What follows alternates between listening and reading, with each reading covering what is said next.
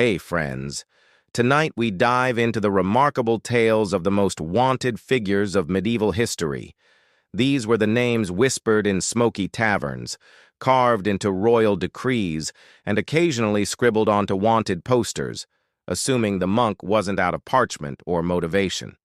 Before you settle in, do me a quick favor. Hit like and subscribe if you actually enjoy these stories. And let me know in the comments where you retuning in from and what time it is. I love seeing how this little community stretches across the world. Now, dim the lights, maybe switch on a fan for that cozy background hum, and let's drift into tonight's journey together. First up, William Wallace, the man, the myth, and King Edward III's never-ending headache. Born around 1270 in Scotland, Wallace was meant for a quiet life as a minor knight. Maybe fight a few skirmishes, drink ale, and complain about the weather. Classic medieval hobbies. But fate had other plans. After English soldiers killed his family, Wallace went full most wanted by leading a bloody campaign against English garrisons. Subtle? No. Memorable? Absolutely. He went from local nuisance to Scotland as favorite rebel uncle, the guy who shows up at gatherings and says, "So, who's up for overthrowing a king today?" His greatest moment came at the Battle of Stirling Bridge in 1297. Picture thousands of English troops crammed onto a flimsy wooden bridge while Wallace's men waited with sharp sticks and worse intentions. The Scots let them march halfway across, then cut them down like weeds. Less battle, more public humiliation. Naturally, King Edward, Hammer of the Scots, because apparently mildly annoyed Taper of the Scots was taken, was furious. But Wallace thrived in outlaw life, raiding, vanishing, reappearing, and generally making England look like history's worst babysitter. Of course, every rebel's story has an expiration date. For Wallace, it came in 1305, when betrayal led to capture and a show trial in London. Charged with treason, he argued, "I never swore loyalty to your king." The judges were not impressed. The execution was brutal even by medieval standards, dragged through the streets, half-hanged, gutted, quartered, and finally distributed around England as a grotesque warning. His head got a starring role on London Bridge, glaring down at passers-by. To Scotland, Wallace was a hero. To England, a cautionary tale. To everyone else, proof that in the Middle Ages, you could go from obscure knight to national icon to very messy street decoration in record time. And if you thought Robin Hood was wild, meet William de Morisco, the unwanted upgrade. While Robin allegedly robbed the rich to help the poor, William robbed the rich and, well, helped himself. Born into a noble but dodgy family in the early 13th century, William inherited trouble like it was a family heirloom. Instead of keeping his head down, he doubled down, becoming a pirate, a rebel, and quite possibly the most irritating landlord England ever had. The real drama hit when he was accused of plotting to assassinate King Henry III. And if there's one surefire way to get your face on every wanted list, it's attempted regicide. The Crown didn't just want him captured. They wanted him turned into a bedtime story about why you never ever cross a king. William fled to Lundy Island, a windswept rock off the Devon coast, that he promptly turned into his personal villain's lair. From there, he launched a piracy career worthy of a Netflix special.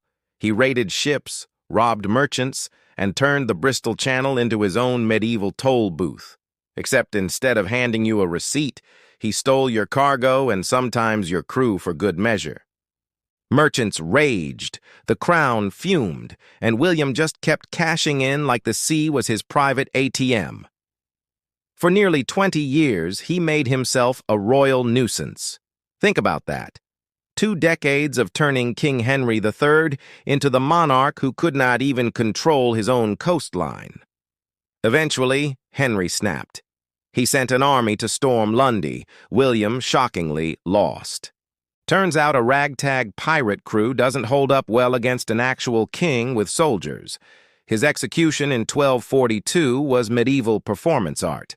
First, he was dragged through London to remind everyone what happened if you annoyed the Crown. Then came the deluxe package. hanged, drawn, and quartered. His body parts were scattered across the kingdom like grim party favors. The message was clear: don't rebel, don't pirate, and absolutely don't try to stab the king. William de Morisco may not have inspired ballads, but he didn't need to. He was proof that in the Middle Ages, being most wanted wasn't about justice or morality. It was about how spectacularly you could irritate a king. And in that department, William was world-class. Now, if you were making a list of people medieval kings really wished would just stay quiet and take up embroidery, Eleanor of Aquitaine would top it. She wasn't just clever, she was dangerously clever. And in the 12th century, that was the fastest way for a woman to be labeled a heretic, a witch, or, depending who you asked, someone's ex-wife. Born in 1122, Eleanor inherited the Duchy of Aquitaine, one of the wealthiest regions in France. Translation: she had more land, money, and influence than half the nobility combined, and they hated it. She married King Louis VII of France, joined him on the Second Crusade, and promptly made him look incompetent in front of all Europe. She advised on strategy, organized supplies, and rumor has it even rode out dressed as an Amazon warrior. French clerics nearly fainted into their rosaries. The marriage collapsed. Louis wanted a docile queen, Eleanor wanted to run things. Divorce followed. Within months, she upgraded to Henry Plantagenet, soon to be King Henry II of England. It was the medieval equivalent of dumping your boring boyfriend and immediately dating Europe's hottest, most chaotic rock star. With Henry, she had 8 children, including Richard the Lionheart and John Loses Everything Lackland. But Eleanor wasn't just a royal baby factory. She governed, advised, and when Henry pushed too far, she rebelled. In 1173, she even backed her sons in open revolt against him. Family dinners must have been lively. Henry eventually lost patience and locked her up, 16 years of imprisonment, because apparently being ambitious was considered treason in a wife. Yet even behind bars, Eleanor remained a political force. Freed when Richard took the throne, she immediately ran the kingdom as if it were her personal startup. By the time she died at 82, positively prehistoric by medieval standards, she had outlived 2 kings, raised 2 more, and left a dynasty that shaped Europe for centuries. The church called her scandalous, kings called her dangerous, history calls her brilliant. Eleanor of Aquitaine wasn't he just wanted. She was living proof that intelligence plus ambition plus ovaries was a formula medieval men could barely handle. And if you think teenagers today are dramatic, wait until you meet Joan of Arc, a French farm girl who at 15 claimed to hear voices from saints, and then marched off to lead armies like she'd unlocked a secret set of cheat codes. Born in 1412, Joan of Arc was a peasant girl with 0 military training who claimed God had chosen her to save France from the English during the 100 Years' War. Most people would have laughed her out of the village square, but France was losing so badly that the royal court essentially shrugged and said, "Sure, why not? Let's see what the teenager can do." Desperation makes for unusual job interviews, and somehow it worked. Clad in armor and carrying a banner, Joan became a strange mix of mascot, miracle worker, and motivational speaker. French soldiers, normally half-drunk and entirely demoralized, suddenly fought like men who actually wanted to live. In 1429, she lifted the siege of Orléans, a victory so shocking it left the English reeling. Imagine being beaten by a 19-year-old girl who wasn't even old enough to drink their weak medieval ale.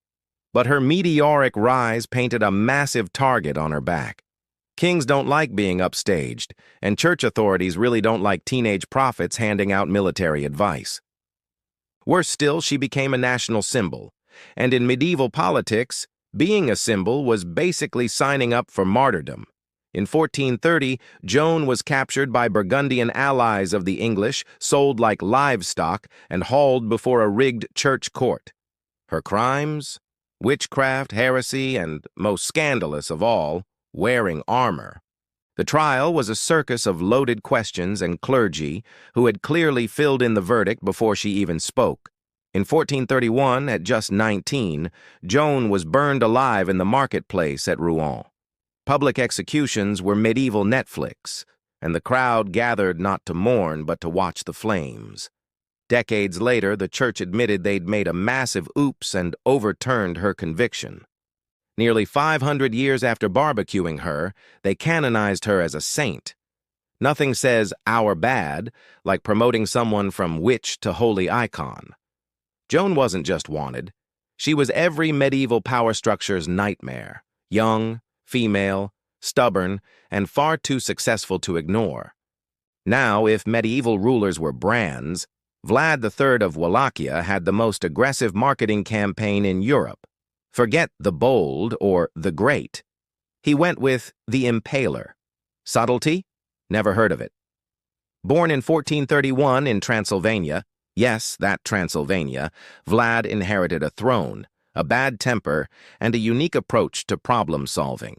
His nickname came from his favorite hobby, impaling people on wooden stakes. Criminals, enemies, annoying diplomats, no one was safe. He didn't just kill people. He turned executions into public art.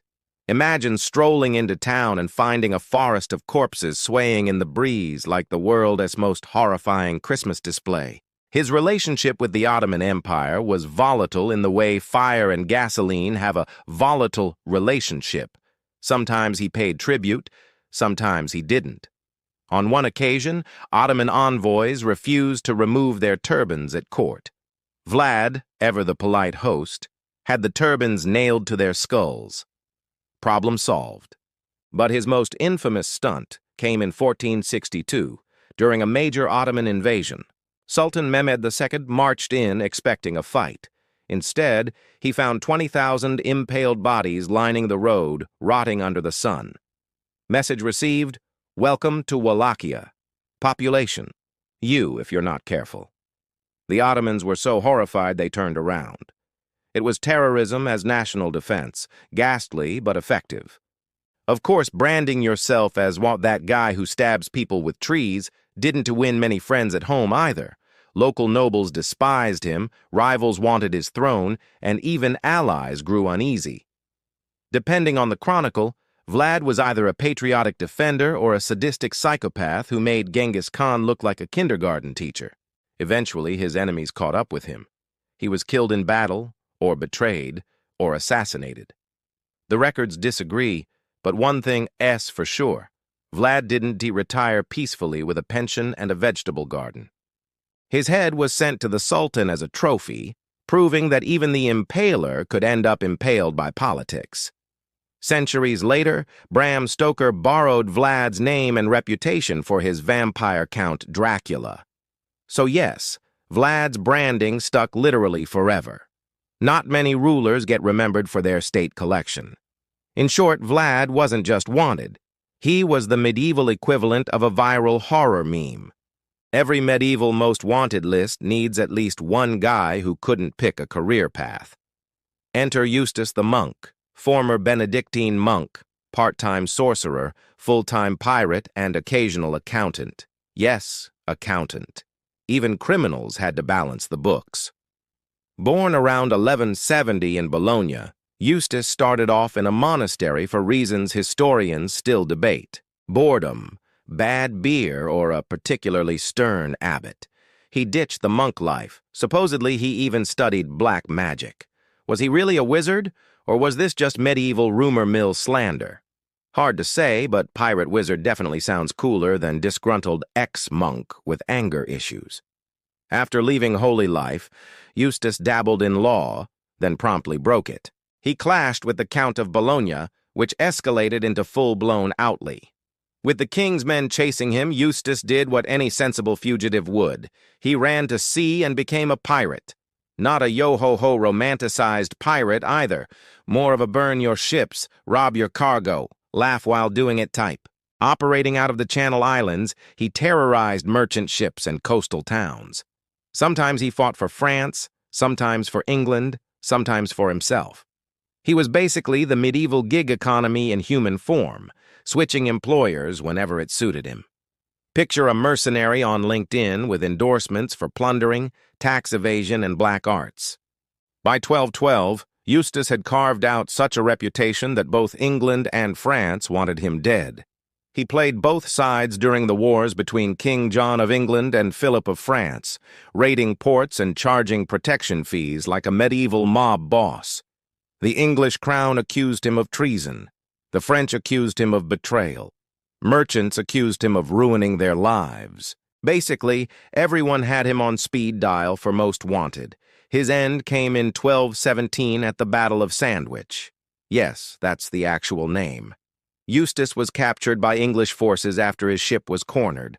Offered the chance to surrender for mercy, he declined, which was bold because his captors promptly chopped off his head. No trial, no delay, just quick decapitation and a collective sigh of relief from every sailor in the Channel.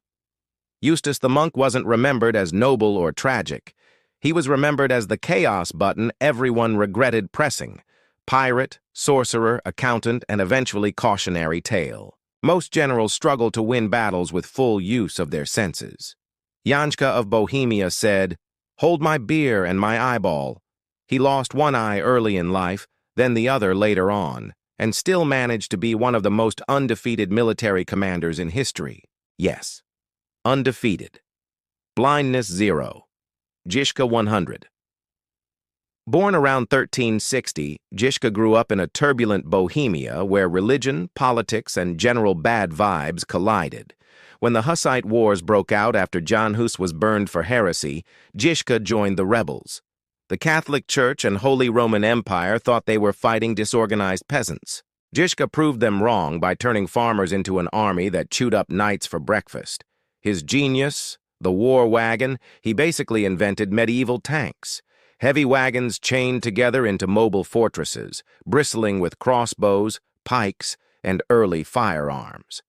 Imagine rolling up to a fancy armored knight on horseback, only to be blasted in the face by a peasant hiding behind a wooden cart. Knights hated it. Peasants loved it. Žižka's wagons turned every muddy hill into a death trap. Even after he went totally blind, Žižka kept commanding. He used messengers and memory to direct battles, relying on sound, instinct, and the sheer terror he inspired in both friends and foes. His soldiers followed him not just because he was smart, but because losing wasn't on the menu ever. Under Žižka, the Hussites won battle after battle against crusades sent by popes and emperors alike. His reputation grew so fearsome that enemies sometimes refused to fight him outright. Stories circulated that Žižka's mere presence could doom an army. It didn't matter if he couldn't see. His enemies saw him just fine, and that was enough. He finally died in 1424, not from battle, but from illness. A disappointment to anyone hoping for a Hollywood ending. According to legend, Žižka ordered his skin to be made into a war drum so he could keep terrifying enemies even after death. Whether or not that's true, the rumor alone was enough to keep knights awake at night. Janška wasn't just wanted, he was unavoidable. The blind general who beat everyone, left undefeated, and basically turned peasant uprisings into one long medieval TED Talk on why you shouldn't underestimate farmers with carts. If Scotland had William Wallace, Wales had Owen Glendur, the man who basically looked at English authority and said, "Not today, Henry." Born around 1359 into a minor noble family, Glendur had enough wealth to be respectable, but enough national pride to make himself very inconvenient for the English crown. In 1400, fed up with English rule, Glendur declared himself Prince of Wales. Not kind of Welsh, not local leader, but the actual prince, as in move over, monarchy. This is mine now. Bold move, risky too. Within weeks, he went from landowner to most wanted with a price on his head. What followed was a rebellion that England couldn't quite crush. Glendur rallied farmers, nobles, and anyone else who hated paying English taxes. So, everyone, he fought guerrilla style, ambushing troops, torching castles, and vanishing into the hills like a medieval Batman. His supporters even drafted plans for an independent Welsh church and parliament. For a moment, it looked like Wales might actually break free. And then came the English response. Henry IV threw armies at him. Henry V threw bigger armies at him. Every time the crown thought they had Glender cornered, he slipped away. His ability to avoid capture bordered on supernatural. Villagers swore he could vanish into mist. Others claimed he had spies everywhere. Realistically, he just knew the Welsh terrain better than the invading knights in their shiny, clanky armor. But rebellions run on money and morale, and both eventually ran out. By 1415, Glender's forces were scattered, his castles lost, and his family captured. Yet the man himself gone. No dramatic last stand, no execution, no heroic martyrdom. He simply disappeared. One day he was leading a revolt. The next, he was a rumor. Some say he died in hiding. Others whispered he was still alive, waiting to return and finish what he started. The English crown hated this so much they kept officially listing him as a fugitive for years after he was probably dead. Nothing's more embarrassing than being haunted by a guy who may not even exist anymore. Owain Glyndwr remains a national hero in Wales. The ghostly prince who defied the English vanished into legend and left behind a story too good to kill. For England, he was the rebel that got away. For history, he's proof that sometimes the most wanted man is the one you never catch. When you think of a medieval noble woman, you might picture embroidery, poetry, and the occasional diplomatic marriage. Elizabeth Bay apparently missed that memo and instead went for possible serial killer and unofficial brand ambassador for blood-based skin air. Born in 1560 into Hungarian high nobility, Bay had it all: castles, wealth, servants, and more power than most men could handle. And that, naturally, is where the rumors began. By the early 1600s, whispers spread that Elizabeth wasn't just bossing around peasants. She was allegedly murdering them. Hundreds of them. The stories claimed she tortured young girls and bathed in their blood to keep her skin smooth. If true, she basically invented Sephora's most terrifying loyalty program. Now, let's be clear. Some historians argue these tales were exaggerated or even fabricated. After all, Elizabeth was a rich, powerful widow, sitting on land that a lot of ambitious men wanted. And in the 17th century, accusing women of witchcraft, heresy, or general evil vibes was the fastest way to get them out of the picture. So, was she really a vampire countess, or just a victim of medieval smear campaigning? Hard to say. What we do know is that in 1610, King Matthias of Hungary finally sent investigators. They arrived, checked out her castle, and claimed to have found dead or dying servant girls everywhere. Testimonies piled up. The number of victims reported ranged from a few dozen to over 600. Because apparently subtlety wasn't medieval rumor culture strong point, Elizabeth never faced a public trial. Probably because her noble status made it awkward to execute her. Instead, she got the medieval equivalent of being canceled, permanent house arrest. Except in her case, it wasn't a cozy cottage. They literally walled her up in a chamber of her own castle with only small holes for food and air. Imagine a medieval timeout that lasted 4 years. She died in 1614, still bricked into her castle room. Whether she was guilty of mass murder or simply guilty of being an inconveniently powerful woman, the legend stuck.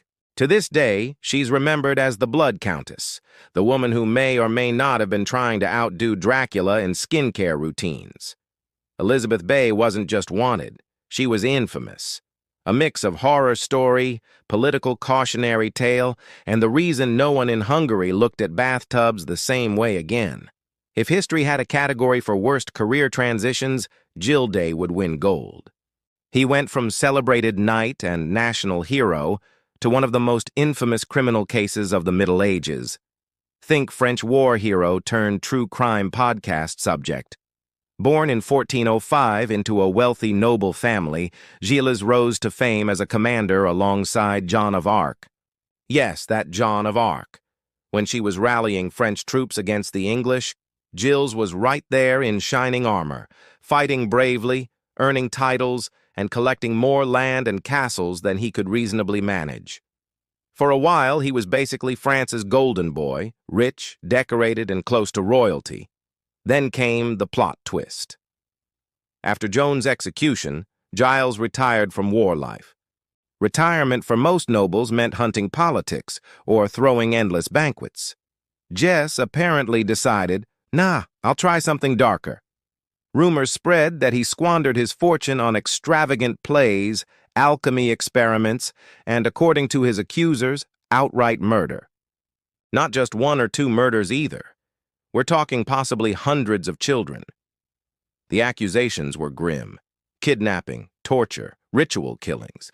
Testimonies at his trial painted him as a monster hiding behind velvet curtains. Of course, this was the Middle Ages, where exaggeration was practically a sport. Some historians argue the charges were inflated to strip him of wealth and power. Others say the evidence, bodies, witnesses, confessions under questionable circumstances was too overwhelming to dismiss. Either way, the French crown wasn't about to let the scandal slide. In 1440, Gil was arrested, interrogated, and put on trial. His defense basically non-existent. He eventually confessed, though whether it was out of guilt, coercion, or the realization that he was doomed is anyone's guess. The verdict? Guilty on every count. His sentence, the deluxe medieval execution package, hanged and then burned. Because apparently one method wasn't enough for a man this notorious. On October 26, 1440, Gilles de Rais met his fiery end in Null. Crowds gathered not out of pity, but to watch the spectacle. Execution Day was medieval Europe's favorite form of reality TV. So what do we make of Gilles D? To some, he was a scapegoat for political greed. To others, he was the boogeyman of French history. Either way, he became the ultimate cautionary tale. Today's hero can be tomorrow's horror story. If medieval authorities hated anything more than rebellion, it was a woman with opinions, especially ones written down. Enter Marguerite Perret, a French mystic who in the late 13th and early 14th century decided the church wasn't explaining God properly and took it upon herself to write a book about it. That alone was practically a death wish. Her work, The Mirror of Simple Souls, wasn't some casual devotional. It was a full-blown mystical manual that argued true spiritual freedom meant being beyond the rules of the church. Translation: you don't need priests, rituals, or bishops. You can just vibe directly with God. That idea went over about as well as telling the IRS taxes were optional. For a while, Margaret actually got away with it. Her book circulated. People admired it, and some even copied it by hand. But word spread up the clerical food chain, and soon the theological watchdogs were on her case. The book was declared heretical. She was ordered to stop distributing it. Marguerite's response, a polite but firm no. This was not the answer the Inquisition wanted.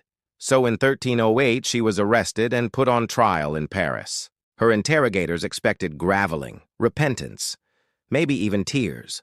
What they got was a woman who flat out refused to deny her book, back down, or play the part of the frightened heretic. She stood her ground with the stubbornness of someone who knew the ending was already written. The verdict, unsurprisingly, was guilty of heresy. And because medieval punishments were never subtle, the sentence was death by fire. On June 1, 1310, Marguerite was burned at the stake in front of a massive crowd. Public executions weren't justice, they were entertainment, and nothing drew an audience like a condemned heretic. The irony, the mirror of simple souls, survived. Despite being banned and condemned, copies kept popping up. Centuries later, theologians would praise it as one of the finest works of Christian mysticism. In other words, the church killed the author, but couldn't kill the book. Medieval censorship, not exactly flawless. So Marguerite Perret joins the most wanted list. Not because she raised armies or poisoned kings, but because she wrote something too radical, too defiant, and far too inconvenient to be ignored. Her crime was thinking too hard and refusing to apologize for it. Everyone remembers Guy Fawkes, the man who tried to blow up Parliament in 6005 and instead blew up his own reputation. But centuries earlier, Europe already had a whole parade of let's try to explode things and hope for the best types. Spoiler, it almost never worked. Take the 14th and 15th centuries when gunpowder started trickling into Europe. Suddenly, ambitious rebels looked at barrels of the stuff and thought, what if instead of fighting knights we just turned castles into fireworks? It was the medieval version of discovering matches and immediately deciding to juggle torches indoors. One early example came from the Hussites in Bohemia during the early 1400s. These were peasants fed up with church corruption, and they loved a good bang. They didn't just use gunpowder and cannons, they experimented with primitive bombs, flinging them at enemy troops. Half the time they went off too early, making the user the main casualty. But hey, when it worked, it made a very loud point. There were also smaller, more personal attempts at medieval demolition. Would-be assassins sometimes tried to blow up enemy strongholds or sabotage supply wagons with barrels of powder. The problem? Medieval engineering was not subtle. Sneaking a giant wooden barrel filled with explosives into a guarded castle courtyard was about as discreet as walking into church with a live goose under your arm. Someone always noticed. And when these plots failed, which was often, the punishment was spectacular. Rebels were hanged, drawn, and quartered or roasted alive next to the very barrels they'd hoped to ignite. Authorities didn't just execute you, they turned your botched fireworks show into a warning. What makes these pre-Forks figures so fascinating is how determined they were. Despite near zero chance of success, they kept trying. It was like medieval slapstick. Rebels sneaking barrels of powder around while guards squinted suspiciously at the obvious trail of black dust on the floor. By the time Guy Fawkes came along, the idea of blowing up your enemies with powder was old news. He just went bigger and failed harder. But his medieval predecessors, they were the guinea pigs of gunpowder rebellion, proving that while dynamite makes for great theater, it rarely makes for successful politics. In the Middle Ages, going boom or bust almost always meant bust, followed by your body parts being displayed in several counties as a very loud reminder not to try it again. Most wanted figures in medieval history earned their status by being rebels, pirates, or serial irritants. Saladin, he made the list simply by being too good at his job. That job happened to be humiliating European crusaders. Born in 1137 in Trit, Saladin rose through the ranks to become Sultan of Egypt and Syria. While European kings were busy tripping over their own armor, Saladin was uniting Muslim forces and actually getting things done. A shocking concept in the Middle Ages. He didn't just fight, he strategized. And worse, he kept winning. His biggest power move came in 1187 at the Battle of Hattin. The Crusader army, bloated with overconfidence and underprepared for desert heat, staggered into Saladin's forces like drunk tourists lost in the Sahara. He crushed them, captured their relics, and then took Jerusalem. To the Crusaders, this wasn't just a loss. It was the loss. The one that made popes scream into pillows and kings vow revenge. So, naturally, Saladin shot straight to the top of the most wanted list in Europe. The Pope called for another crusade. Kings packed their bags, and suddenly Richard the Lion he heart was sailing across the Mediterranean with murder and probably gout in his heart. Here's the twist. Even his enemies respected him. Unlike most medieval warlords, Saladin wasn't a fan of gratuitous slaughter. When he retook Jerusalem, he didn't massacre the inhabitants like the Crusaders had done decades earlier. He let many alive, even ransomed some, and in general behaved like a shockingly decent human being. Medieval Europe didn't know what to do with this. They wanted a monster to hate. Instead, they got a competent, polite adversary who occasionally sent his enemies fruit baskets. His rivalry with Richard the Lionheart became legendary.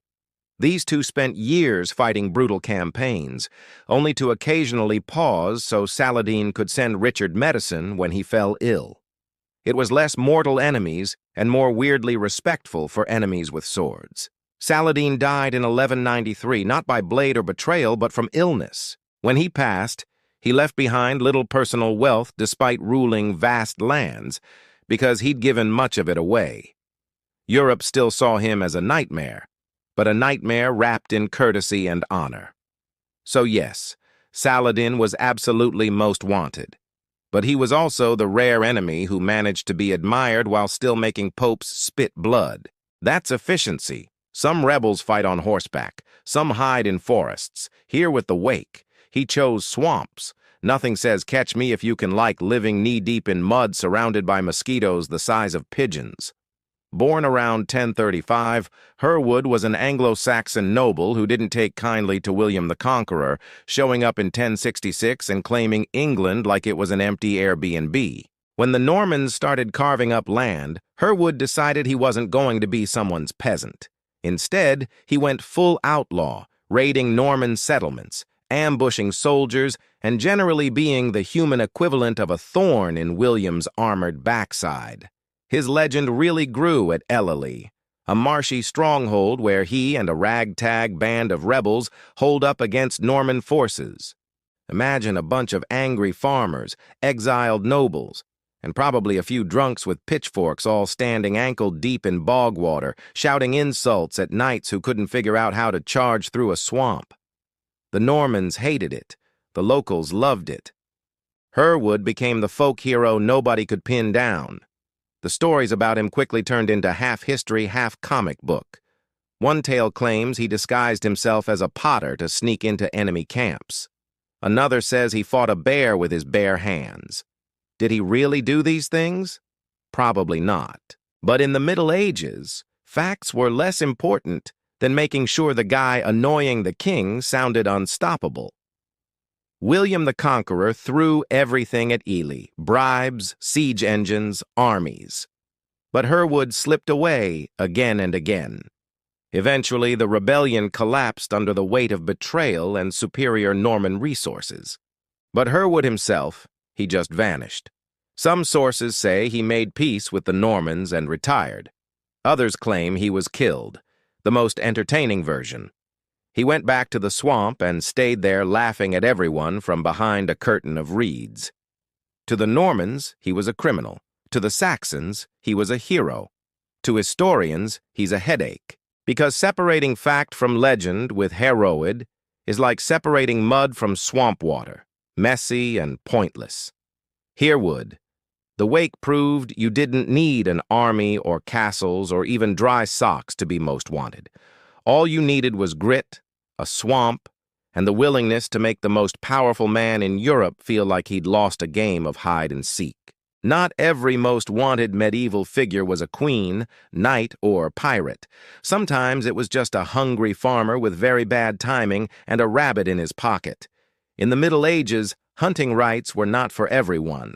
Game animals, deer, boar, rabbits, technically belonged to the king or the local lord. Yes, even the rabbits. You could break your back plowing your lord's fields all day, but if you so much as snared a bunny to feed your starving family, congratulations. You were now a criminal mastermind. Poaching wasn't a petty offense. It was treated like full-on treason. Medieval law codes spelled it out clearly. Kill a deer, lose a hand, set traps in the royal forest, face prison, repeat offender, execution. Imagine explaining to your neighbors that you were hanged for stew. Of course, peasants still did it. Hunger is persuasive. A rabbit could mean the difference between your kids surviving winter or becoming another sad entry in the parish death rolls. So they poached quietly, cautiously, and usually at night. They used snares, nets, and the occasional bow, and every time they risked their lives for what we would now consider a small appetizer. The punishments were designed less to stop poaching and more to remind peasants of their place. Lords wanted it clear. This forest is mine. These animals are mine. And also, your dignity is mine. It was medieval gatekeeping at its finest. Meanwhile, the nobility held massive hunts where dozens of deer were slaughtered for sport. Fairness was not on the medieval menu. The irony is that poachers became folk heroes. Ballads and stories turned them into clever underdogs, outsmarting greedy lords. Robin Hood, whether real or not, was the ultimate poacher fantasy. The outlaw who gave peasants hope that someone was sticking it to the elites. In reality, most court poachers didn't get ballads. They got fines, beatings, or a one-way trip to the gallows. So, while kings and knights strutted around with banners and swords, some of the most wanted people in medieval history were just peasants chasing dinner. The rabbit might have been small, but the consequences were enormous. In a world where survival itself was a crime, every poacher was living proof of the cruel absurdity of medieval justice. Sometimes the most dangerous thing you could do wasn't plotting treason, starting a rebellion, or claiming a throne. It was trying to eat. In the Middle Ages, forests were more than just wilderness. They were political statements. A king's authority could be measured not only by the crowns he wore or the castles he built, but also by the stretches of land he could reserve for his own pleasure. When a monarch declared a royal forest, it didn't always mean a dense woodland filled with deer. It could be meadows, marshes, or even villages that suddenly fell under the iron rule of forest law. To the ordinary peasant, this meant their backyard could transform overnight into a forbidden kingdom, one where even picking up fallen wood could be punished, as if it were treason. For the rulers, however, these forests were playgrounds of power. Kings and nobles would parade through them with retinues of knights, squires, falconers, and packs of hounds bred for the chase. Hunting here was not just about filling the royal table with venison, though the taste of stag was considered fitting only for the nobility. It was about spectacle, ritual, and control. When a monarch pursued a stag across the land, it symbolized his dominance over both nature and man. The deer itself often carried almost sacred status, referred to as the king's game, an animal too noble for common hands to slay. Meanwhile, peasants looked on with a mixture of fear and resentment. To them, the royal hunt was a reminder that the land they toiled upon was not truly theirs. If hunger drove a farmer to snare a rabbit in the royal preserve, he risked mutilation, imprisonment, or worse. Chroniclers tell us that under William the Conqueror, punishments for poaching in the New Forest were brutal enough to terrify generations. It was a system designed to keep commoners hungry and kings powerful. And yet there was no denying the grandeur. Picture the sound of horns echoing through the trees, the thunder of hooves, the furious barking of hounds, and finally the triumphant moment when the stag, exhausted, was brought down. For a medieval king, this was more than sport. It was a living metaphor for rulership, tireless pursuit, relentless control, and the right to decide who feasted and who starved. A royal hunt in the Middle Ages was no casual stroll with a bow. It was a carefully choreographed ritual, almost as formal as a coronation. The day began at dawn, with squires and servants bustling around in preparation. Horses were groomed, hounds were leashed but restless, and falcons perched hooded on the gloved arms of their keepers. Every detail, from the king's choice of mount to the banners fluttering in the morning mist, was designed to remind everyone watching that this was not simply a sport, but a declaration of hierarchy. When the horns finally sounded, the hunt moved like a traveling court. Pages carried spears, huntsmen led packs of baying dogs, and nobles vied for a place near the monarch, hoping to share in his glory. Each participant had a role: the huntsman to track and flush out the prey, the master of hounds to unleash the chase, and the falconers to demonstrate their birds' uncanny precision in striking down smaller game. Even the spectators, ladies of the court, perched on horseback or in carriages, played their part, oohing and applauding at each display of power and skill. The hunt itself could stretch for hours. A stag might lead the royal party through rivers, over ridges, and into deep cover, pursued relentlessly by hounds. It was exhausting work, and not just for the animal. Horses stumbled, dogs fell behind, and courtiers struggled to keep pace. Only the most determined or most ambitious stayed close to the king. To drop back was to lose visibility and, with it, political influence. To remain near was to prove loyalty and stamina, qualities valued in both hunting and governance. When the quarry was finally surrounded, a ritual kill often followed. The honor of striking the final blow usually belonged to the monarch or a noble of his choosing. Kneeling huntsmen would present the knife or spear, while heralds and musicians heightened the moment with sound. Blood was not only spilled, it was sanctified, sometimes smeared on the foreheads of young squires as a grim initiation rite. Thus, the medieval hunt was never just about meat or sport. It was a living theater of authority, discipline, and symbolism. The forest became a stage, the animals unwilling actors, and the king always the star, master of the chase, master of the realm. If the royal hunt was a theater, then the animals were the most carefully trained performers. To hunt without them would have been like holding a feast without music. Every noble household prided itself on its kennels and mews, for dogs and hawks were more than tools. They were status symbols. Hounds were bred for specific roles, each type reflecting centuries of selective breeding and noble preference. Greyhounds, with their sleek bodies and lightning speed, were ideal for chasing hares across open fields. Mastiffs, massive and muscular, were valued for their strength and ferocity when cornering wild boar, a quarry dangerous enough to kill a man with a single charge. Scent hounds, like the ancestors of today's bloodhounds, had noses so keen that they could follow the faintest trail through tangled woods. To command a pack of such beasts was to display wealth, patience, and mastery over nature itself. Then there were the birds. Falconry was an art form practiced with near religious devotion. A noble might spend years training a single hawk, teaching it to strike pheasants, partridges, or even rabbits with flawless precision. The sight of a falcon launched from the gloved hand of a king, soaring, circling, and finally swooping down upon its prey was a visual metaphor for rule itself, swift, decisive, and absolute. Not everyone, however, was permitted to wield these birds. A strict code determined which rank of noble could fly which species. For example, only emperors could legally keep a gyr falcon, the rarest and most prized of hunting birds. To own one without the proper title was an insult to the very order of medieval society. Hierarchy extended even to the care of these animals. Entire staffs of huntsmen, falconers, and kennel masters devoted their lives to tending the beasts. Their expertise gave them surprising influence.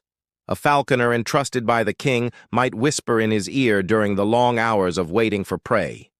Servants of the hunt lived close to power, and their loyalty could make or break reputations. Thus, hawks and hounds were not just companions of the hunt.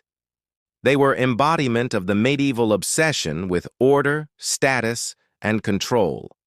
In a world where lineage defined destiny, even animals were ranked and their use carefully regulated.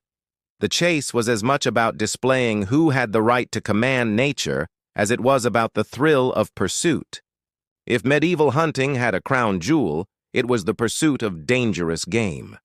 Stags were noble, hares were nimble, but wild boars, those bristling tusked beasts, were the true test of courage.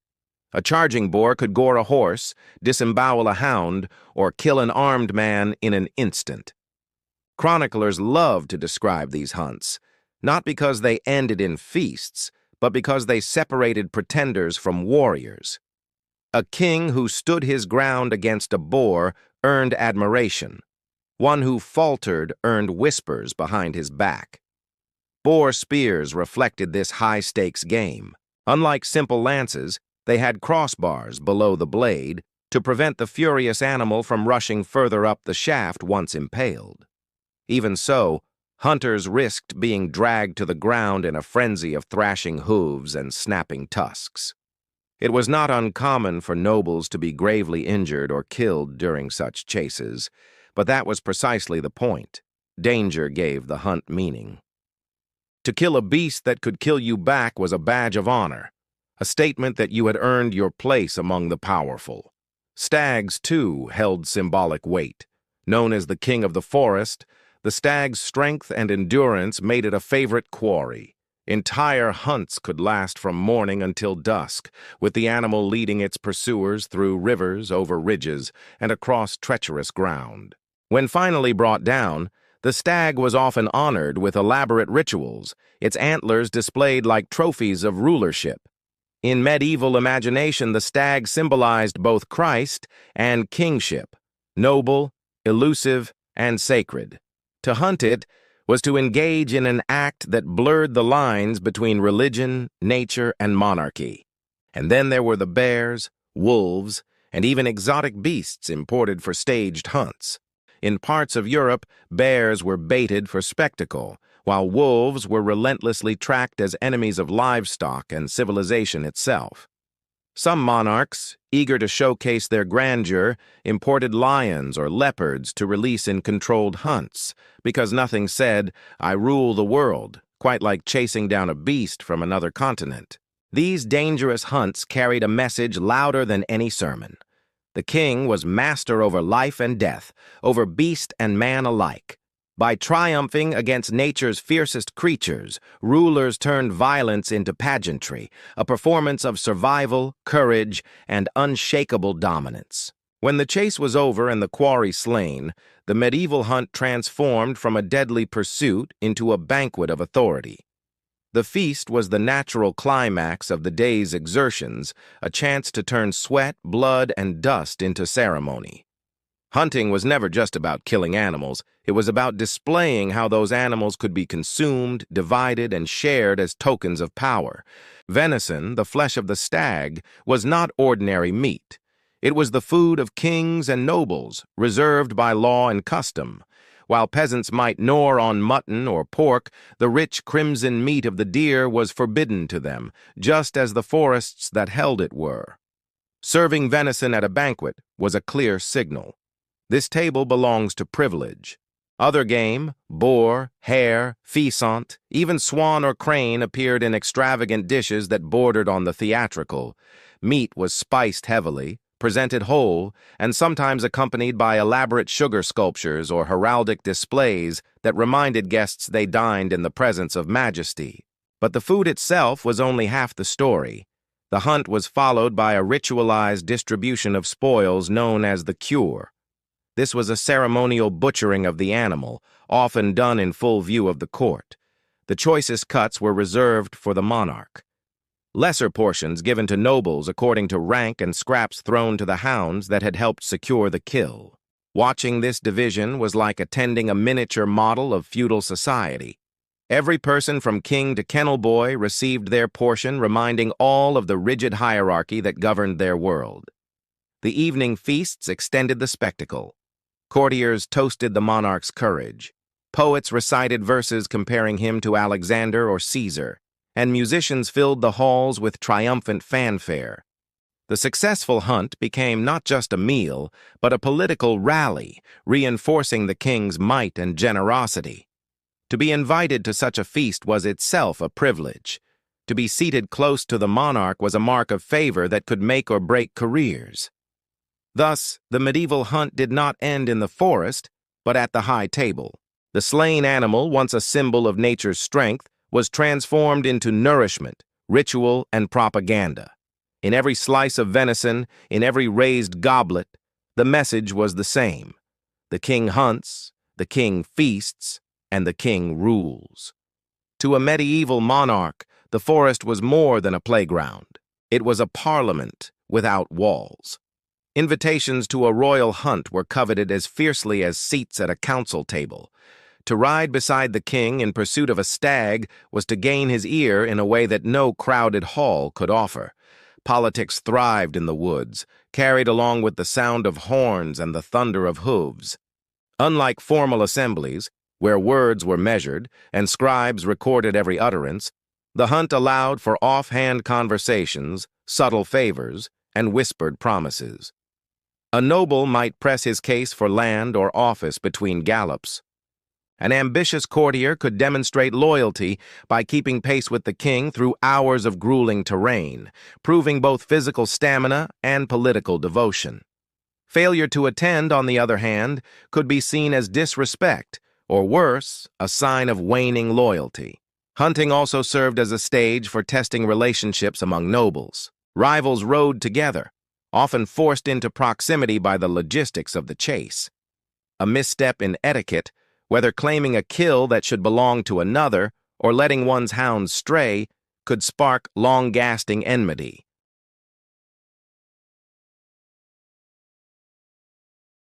It could be meadows, marshes, or even villages that suddenly fell under the iron rule of forest law. To the ordinary peasant, this meant their backyard could transform overnight into a forbidden kingdom, one where even picking up fallen wood could be punished, as if it were treason. For the rulers, however, these forests were playgrounds of power. Kings and nobles would parade through them with retinues of knights, squires, falconers, and packs of hounds bred for the chase. Hunting here was not just about filling the royal table with venison, though the taste of stag was considered fitting only for the nobility.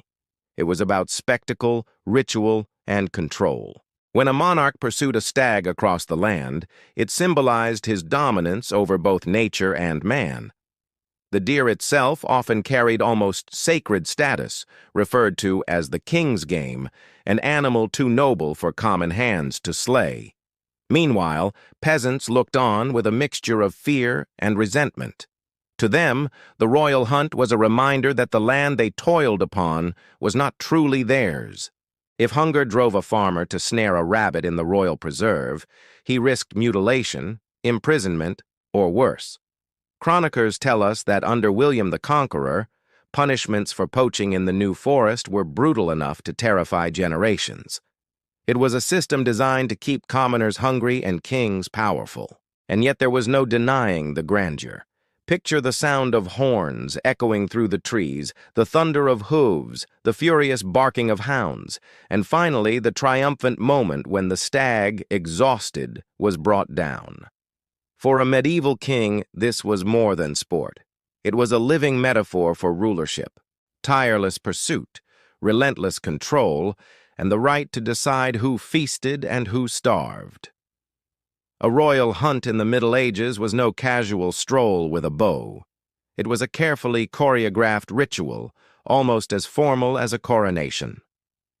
The day began at dawn, with squires and servants bustling around in preparation. Horses were groomed, hounds were leashed but restless, and falcons perched hooded on the gloved arms of their keepers. Every detail, from the king's choice of mount to the banners fluttering in the morning mist, was designed to remind everyone watching that this was not simply a sport, but a declaration of hierarchy. When the horns finally sounded, the hunt moved like a traveling court. Pages carried spears, huntsmen led packs of baying dogs, and nobles vied for a place near the monarch, hoping to share in his glory. Each participant had a role: the huntsman to track and flush out the prey, the master of hounds to unleash the chase, and the falconers to demonstrate their birds' uncanny precision in striking down smaller game. Even the spectators, ladies of the court, perched on horseback or in carriages, played their part, oohing and applauding at each display of power and skill. The hunt itself could stretch for hours. A stag might lead the royal party through rivers, over ridges, and into deep cover, pursued relentlessly by hounds. It was exhausting work, and not just for the animal. Horses stumbled, dogs fell behind, and courtiers struggled to keep pace. Only the most determined or most ambitious stayed close to the king. To drop back was to lose visibility, and with it, political influence. To remain near was to prove loyalty and stamina, qualities valued in both hunting and governance. When the quarry was finally surrounded, a ritual kill often followed. The honor of striking the final blow usually belonged to the monarch or a noble of his choosing. Kneeling huntsmen would present the knife or spear, while heralds and musicians heightened the moment with sound. Blood was not only spilled, it was sanctified, sometimes smeared on the foreheads of young squires as a grim initiation rite. Thus, the medieval hunt was never just about meat or sport. It was a living theater of authority, discipline, and symbolism. The forest became a stage, the animals unwilling actors, and the king always the star, master of the chase, master of the realm. If the royal hunt was a theater, then the animals were the most carefully trained performers. Chroniclers leaned heavily on this symbolism, describing monarchs as tireless hunters whose mastery of beasts reflected their command over men.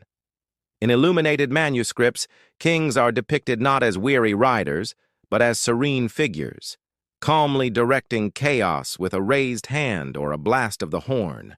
Ceremony surrounded nearly every moment. Trumpets signaled the start. Drums or horns marked key phases of the chase, and rituals followed the kill. One common custom was the blowing of the mort, a haunting horn call played to honor the slain quarry. Far from being treated as mere carcasses, stags and bow were elevated into emblems of noble struggle.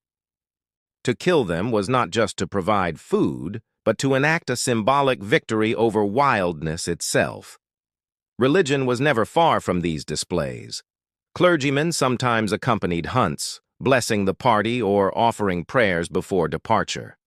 The stag, in particular, carried Christian overtones, often associated with Christ or the soul's pursuit of salvation. Thus, when a king brought down a stag, it could be spun as both a triumph of monarchy and a faint echo of divine order.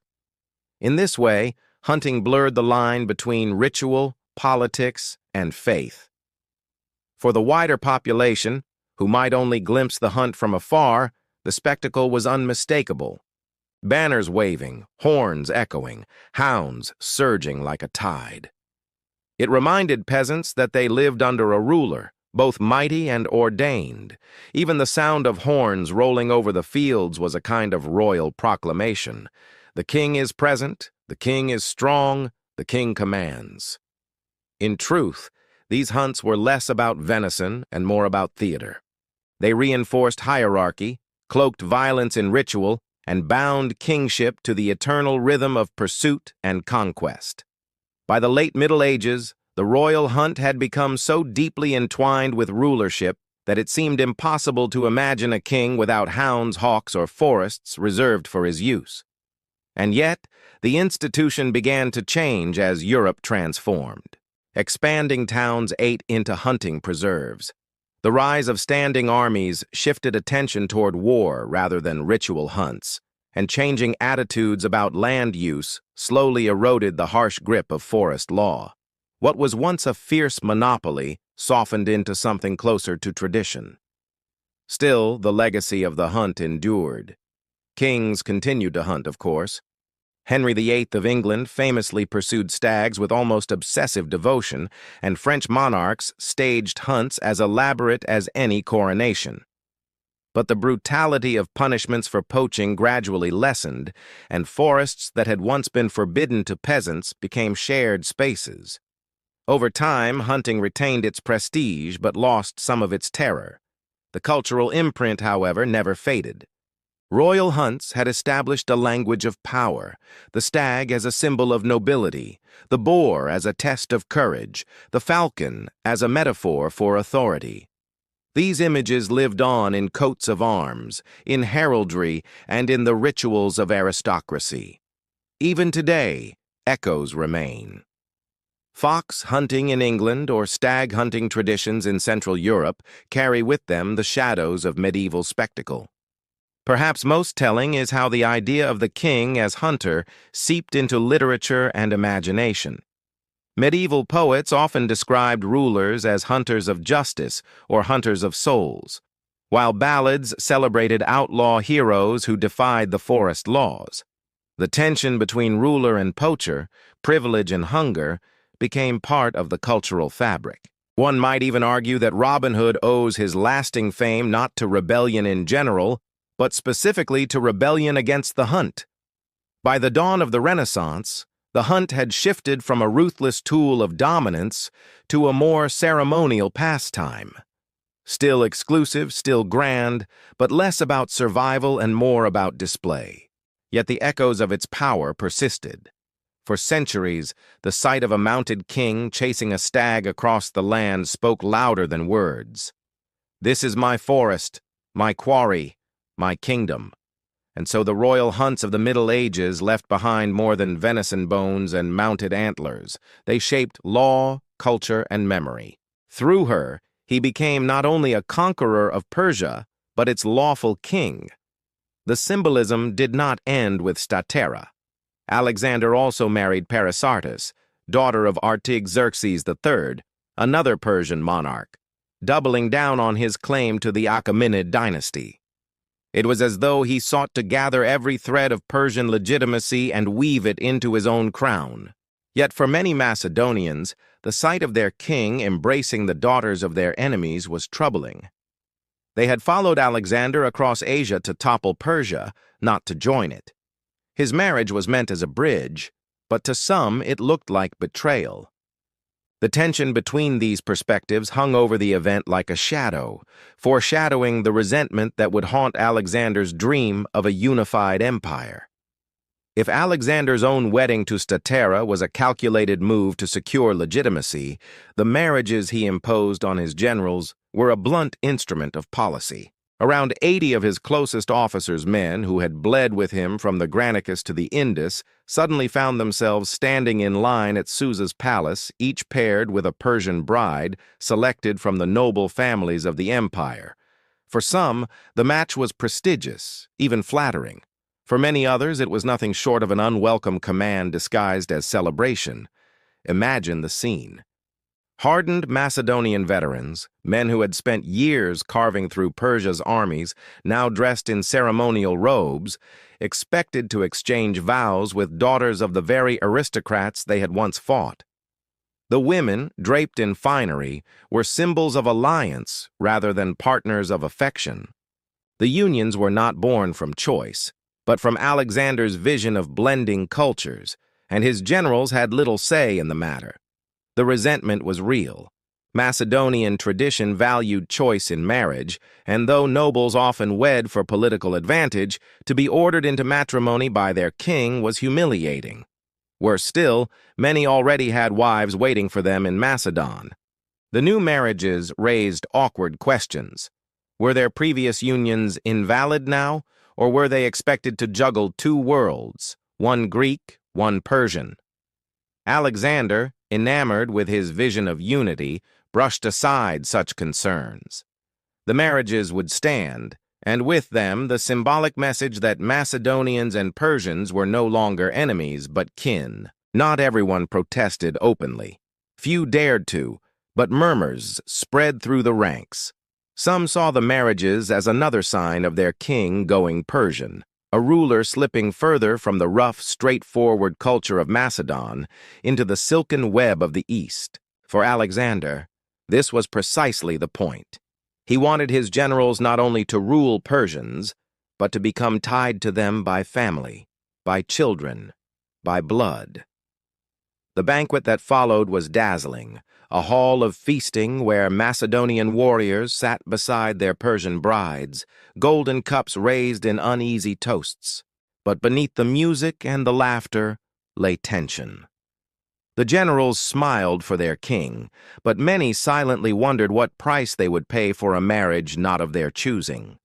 For the Persians, the mass weddings at Susa were not humiliations, but affirmations. In their eyes, Alexander was no longer a foreign invader, but a ruler who sought to respect their traditions and integrate their nobility into the new order.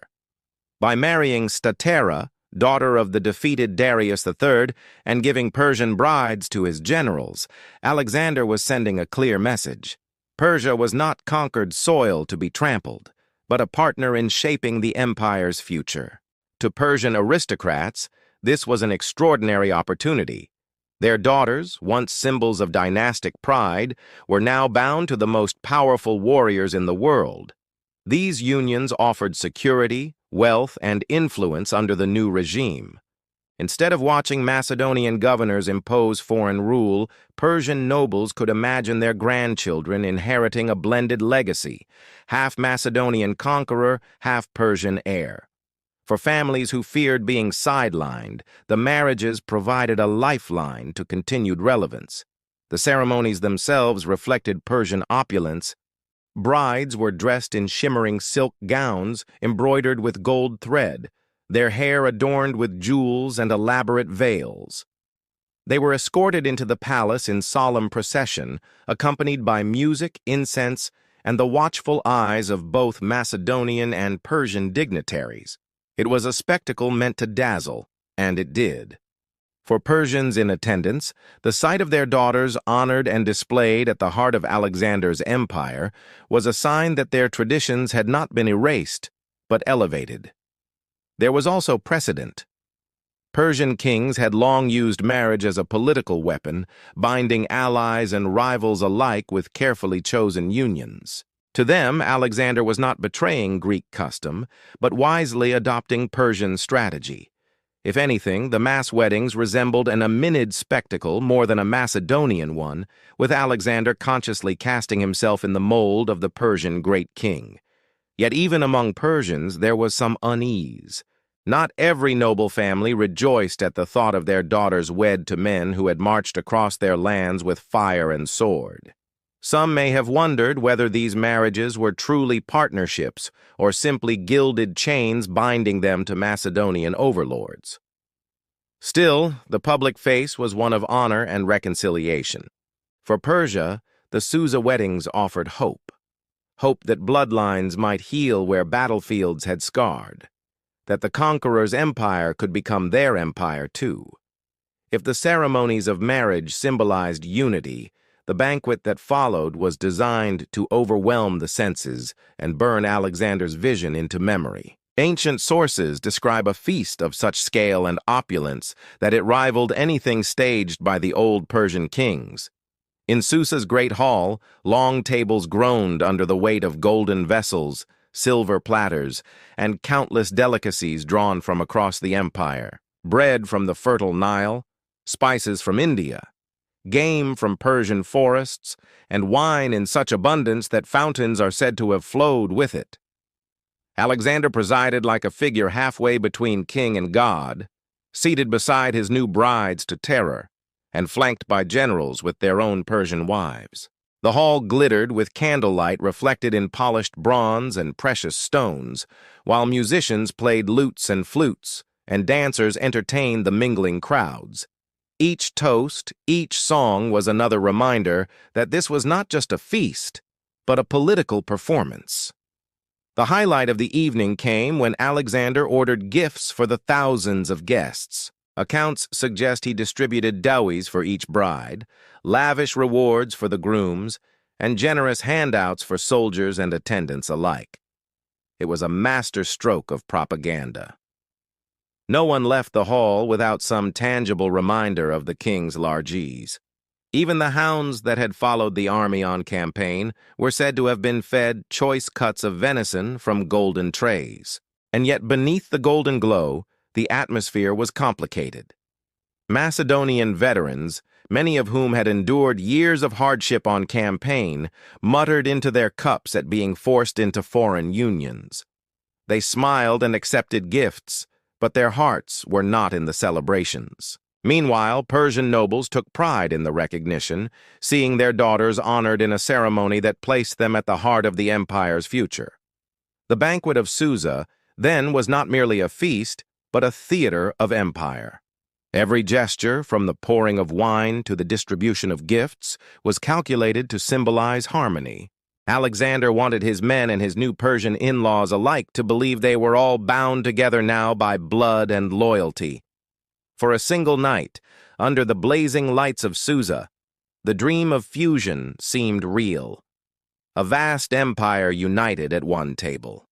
For many of Alexander's Macedonian companions, the marriages at Susa were not a celebration, but a humiliation. These were men forged in the rugged traditions of the Balkans, warriors who had marched behind Philip II and then Alexander himself in the conquest of Greece, Persia, and beyond. They were bound by loyalty to their king, but their loyalty was being stretched thin. To marry Persian women, and not by choice but by command, was to them a betrayal of the values they had grown up with. Macedonian marriage was traditionally a matter of personal decision or clan alliance, not royal decree. To be forced into matrimony felt unnatural, even degrading.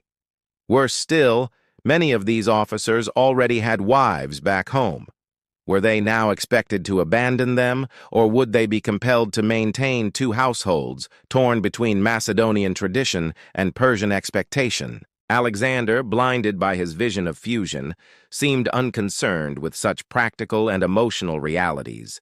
The resentment went deeper than personal grievances. To many Macedonians, the marriages symbolized their king's troubling transformation.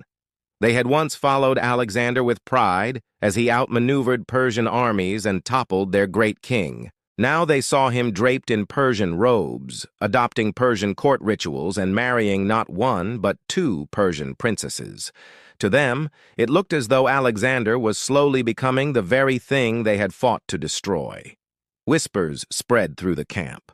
Soldiers muttered that their king was more interested in pleasing Persians than honoring the men who had carried him to victory. Some veterans sneered at the notion of raising half-Persian heirs, fearing that Macedonian bloodlines would be diluted. Others saw in the weddings an ominous foreshadowing. If Alexander could command them to marry, what else might he demand in the future? This discontent did not erupt into open rebellion. Not yet. But it simmered. The same soldiers who raised golden cups at the banquet clenched their jaws behind forced smiles. They had endured endless marches, battles, and losses for Alexander. Now they wondered whether his dream of a blended empire came at the expense of their own identity. Thus, the mass weddings at Susa were both triumph and fracture. While Persians saw unity, Macedonians saw erosion. In their eyes, Alexander was drifting further from the rugged simplicity of Macedon and deeper into the silk-wrapped world of Persia, and many would never forgive him for it. The mass marriages at Susa were not an isolated stunt. They were the centerpiece of Alexander's grand design, a vision of blending East and West into a single, seamless empire. From the moment he marched into Persia, Alexander had shown signs that he did not intend to rule as a foreign conqueror. He adopted Persian dress, used Persian titles, and retained many local administrators in power. The weddings, however, were the boldest and most symbolic step yet. By physically joining his generals with Persian nobility, Alexander hoped to erase the divide between ruler and ruled, conqueror and conquered. This policy of fusion was revolutionary but also deeply personal. Alexander had grown up on stories of Achilles and Homeric heroes, but he was also a keen student of philosophy. He envisioned himself not merely as king of Macedon, but as a universal monarch, bridging cultures and creating a new identity beyond nationality. He believed that by blending Macedonian courage with Persian sophistication, he could forge an empire stronger than either culture alone. The marriages were meant to serve as living metaphors for this idea. Children born from these unions would be both Macedonian and Persian, heirs of two traditions bound by blood. Over generations, Alexander imagined, this new hybrid aristocracy would erase old resentments and give his empire a unified ruling class. The banquet, the ceremonies, the golden silk, all were part of this grand narrative of unity. But lofty ideals often collide with human realities. While Persians welcomed the gesture, Macedonians resisted. To them, Alexander's dream was less about fusion and more about erasure. Erasure of their traditions, their pride, and even their sense of superiority as conquerors. Yet Alexander pressed on, convinced that the future lay not in separation, but in synthesis. His policies went beyond marriage. He encouraged his men to learn Persian customs, promoted Persians into military and administrative roles, and even trained young Persians in Macedonian fighting styles to blend armies as well as families. These moves alarmed many of his old guard, but they thrilled those Persians who saw in Alexander not a destroyer, but a rebuilder. Thus, the mass marriages at Susa were the crown jewel of Alexander's dream. Not just a wedding feast, but the first step toward a new kind of empire. Whether his soldiers liked it or not, Alexander was determined to bind East and West together, even if it meant tying knots with golden chains. For all the splendor of Susa, the mass marriages did not age well. In the immediate years, they bound Macedonian officers to Persian noble houses, but the glue was weak, held together more by Alexander's authority than by genuine affection. When Alexander died suddenly in Babylon in 323 BCE, his vision of fusion collapsed almost overnight. Without his presence to enforce the unions, many Macedonian generals quickly abandoned their Persian brides, returning to their earlier marriages or seeking new alliances more convenient for the political chaos that followed. The abandonment was brutal for the Persian women. For them, the marriages had been more than pageantry. They were a path to influence, security, and survival in a conquered empire. Some had borne children who were now left with uncertain futures, caught between two worlds that no longer wanted to merge. The bitterness of this betrayal highlighted the fragile foundations of Alexander's policy. Forced loyalty could not outlast the man who demanded it. The Susa weddings also fueled tension in the wars of succession. The generals who once dined together as brothers-in-law turned on one another in bloody conflicts known as the Wars of the Diadochi. Any dream of unity dissolved into rival kingdoms, each ruled by men who had once been tied to Persian dynasties, but were now too busy carving up Alexander's empire to honor those bonds. Instead of fostering cohesion, the marriages became little more than footnotes in the broader disintegration of his vision. And yet, traces of Alexander's idea lingered. Some children of these unions survived and played roles in local politics. In certain regions, the blending of Macedonian and Persian elites did leave cultural marks in art, in fashion, in customs adopted by later dynasties. But the sweeping harmony Alexander had imagined never materialized. The resentment among Macedonians and the abandonment of Persian brides proved that cultural fusion could not be forced with golden rings and wedding vows. In hindsight, the aftermath of Susa revealed both Alexander's genius and his hubris. He saw further than most rulers of his age, envisioning a world where enemies became kin. But he overestimated the willingness of men to embrace change and underestimated how quickly his death would unravel everything. The Susa marriages ended not as a lasting legacy of unity, but as a symbol of how fragile even the grandest dreams can be when tied too tightly to one man's will. Though the marriages at Susa dissolved almost as quickly as the wedding torches were extinguished, their symbolism echoed through history. They became one of the most striking examples of Alexander's ambition, not merely to conquer, but to transform. Historians have long debated whether the weddings represented genuine vision or reckless theater. Was Alexander truly attempting to fuse East and West into a single people?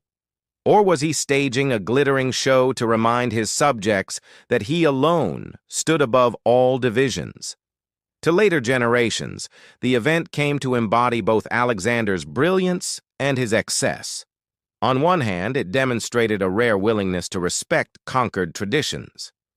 Conversely, sharing in the triumph of a successful hunt could cement alliances sealed later over venison and wine at the feast. Foreign dignitaries, too, were sometimes invited to join. For them, the hunt was not only a gesture of hospitality, but a demonstration of power. To watch the king control a H-100 hounds, or to see a falcon strike true at its prey, was to be reminded of his command over both nature and men. Diplomatic hunts could impress allies, intimidate rivals, and quietly reinforce a ruler's prestige without a word of negotiation spoken. But politics in the woods was not without its dangers.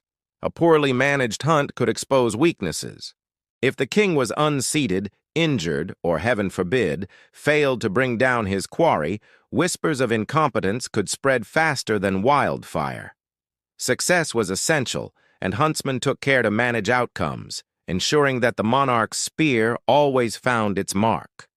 Thus, the medieval hunt was less about solitude in nature and more about ruling in motion. The forest, with its tangled paths and hidden clearings, became a moving court, a place where fortunes rose and fell, not in debates or duels, but in the gallop of hooves and the flight of arrows. For peasants, the royal hunt was less a spectacle than a sentence. While kings and nobles thundered through the woods in pursuit of glory, the common folk were bound by an iron cage of laws designed to protect both the game and the prestige of the crown. These forest laws, first imposed with vigor by William the Conqueror in England, turned everyday survival into criminal activity. To step into a royal preserve with a bow, even if only to catch a rabbit for a hungry family, was an act of defiance. The penalties were deliberately severe. Poachers could be fined into ruin, maimed, or even executed. Some accounts speak of eyes being gouged out or hands severed for the crime of killing a deer. Harsh, yes, but it was intended as a reminder. The beasts of the forest belonged not to the people, but to the king. Even gathering fallen wood or letting pigs forage for acorns could be treated as violations, depending on how zealously forest officials enforced the rules. This created a constant tension. The peasantry lived cheek by jowl with game they were forbidden to touch, watching deer eat their crops or bow tear up their fields, yet unable to lift a hand without risking punishment. In many villages, resentment simmered like an untended fire. Still, defiance persisted. Ballads and tales from the period often glorified the outlaw poacher, most famously Robin Hood, who stole from the king's forest and gave back to the people. These stories reveal a deep cultural frustration with the system. The royal hunt for peasants symbolized privilege at its most blatant. The sight of nobles riding out to slaughter animals that common folk were forbidden to trap even as hunger nared at their bellies. Forest officials known as verderers, foresters, or gamekeepers enforced these laws with grim dedication. They became symbols of oppression in local law, despised as much as the lords they served. Yet they were essential, for without their vigilance, the king's exclusive hunting rights would collapse. Thus, the forest was not just a place of beauty or danger. It was a battleground of class. For the powerful, it was a theater of authority. For the powerless, it was a cage lined not with iron bars, but with antlers, tusks, and the sharp edge of royal decree. To call the medieval hunt a sport is to undersell its pageantry. Every outing was a performance designed to project the ruler's majesty. Horses gleamed with polished tack. Huntsmen wore livery emblazed with royal colors, and the monarch himself often donned garments that balanced practicality with splendor. Even in the mud of the forest, kings knew they were on display. The hunt became a living metaphor for kingship. Just as the ruler pursued the stag through tangled woods, so too did he chase justice, order, and dominion across his lands. Or at least that was the image projected. Few rulers of antiquity would have risked angering their own people by elevating the daughters of former enemies to royal status. On the other hand, the Susa weddings revealed the limits of forced integration. Macedonian resentment and Persian disillusionment showed that cultural fusion cannot simply be commanded, no matter how golden the banquet halls. In the centuries that followed, the marriages were remembered as a failed experiment, but also as a glimpse of possibilities ahead of their time. Later empires from Rome to Byzantium would grapple with the same question Alexander posed. How do you govern vast, diverse populations without collapsing under the weight of division? His attempt to bind cultures together through kinship may have faltered, but the idea itself would outlive him. Culturally, the weddings left faint but telling traces. Art from the Hellenistic world shows Persian influences in clothing, ornament, and ceremony. Greek writers continued to reflect on Alexander's Persian turn, alternately praising and condemning it. For Persians, the memory was bittersweet. Their daughters had been honored yet abandoned, their dynasties linked to greatness, yet dismissed in the chaos after Alexander's death. The legacy of Susa, then, is one of paradox. It was both a triumph of vision and a failure of execution. a dazzling ceremony that revealed the promise and peril of blending worlds. In one hall for one night, Macedonians and Persians dined together as kin. But by dawn, the cracks were already visible. Ultimately, the Susa weddings endure in memory because they were never just about marriage. They were about empire, identity, and the eternal human struggle between unity and division. A reminder that while Alexander could conquer lands with his armies, he could not as easily conquer the hearts of his own men. Life in Alexander's army was an endless rhythm of marches, sieges, and bloodshed. But even the most hardened warriors needed moments of release. Between campaigns, when the dust of conquest temporarily settled, the Macedonian camp transformed from a machine of war into a stage of celebration. These were no ordinary pauses. They were festivals, gatherings filled with athletic contests, sacrifices, feasting, and theater that reminded soldiers they were more than tools of conquest. They were part of something greater, a brotherhood bound by both steel and tradition. The timing of these festivals was never accidental. Victories often sparked them, turning battlefields into ceremonial grounds. A city taken, a river crossed, a rebellion crushed. All could become reasons to celebrate. Even long marches might culminate in games to keep morale high and spirits sharpened. Soldiers who had endured blistering deserts or freezing mountain passes suddenly found themselves spectators or participants in rituals that carried echoes of Greece itself. In these moments, the army resembled less a ragged host of warriors and more a traveling polis, a city on the move. Central to the celebrations were athletic contests. Macedonians prided themselves on strength, endurance, and skill, qualities equally vital on the battlefield and in sport. Wrestling, foot races, and spear throwing turned the camp into a makeshift Olympic arena. Victors were crowned with wreaths, cheered by comrades who only days earlier had stood beside them in phalanx formation. Friendly rivalries flourished, and the games reinforced discipline. The soldier who outran his peers in a race might be the same man to carry a critical message in war. Sacrifice and ritual bound these contests together. Before the games began, priests slaughtered bulls, goats, or rams to the gods. Their blood spilled as offerings to secure divine favor for both the festival and the campaigns to come. Smoke from burning fat and incense rose into the sky, mingling with the shouts of soldiers eager for spectacle. In these moments, Macedonians remembered that they were heirs of both Homer's warriors and Greece's sacred traditions. Thus, between war and celebration lay the heart of Alexander's genius. He understood that soldiers needed more than pay and plunder. They needed identity, shared pride, and the reminder that even far from home, they remained part of a culture worth fighting for. At the heart of Macedonian military festivals were the games themselves, athletic contests that mirrored both the ideals of Greece and the demands of the battlefield. These events were not simple diversions.